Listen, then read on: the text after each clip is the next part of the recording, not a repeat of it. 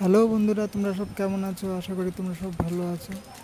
ইন্ডাকশনটা শেষ হয়ে গেছিলো, ঘরে ছিল না। এখন ইন্ডাকশনটা মা গিয়ে নিয়ে আসলো। এখন ইন্ডাকশনটা দেব। খাওয়া দাওয়া হয়ে গেছে সকালে।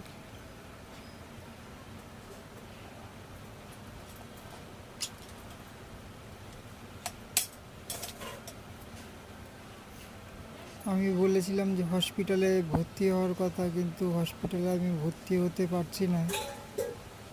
এক হয়েছে আমার পয়সার জন্য, পয়সাটা অনেক অনেক টাকাই লাগবে মিনিমাম ভর্তি হতে। তারপরে আমার পাশে যে থাকবে আর কি, একজন তো আমার সাথে থাকতে হবে, সেই লোকটাও খুঁজে পাচ্ছি না, কেউ যে আমার পাশে থাকবে।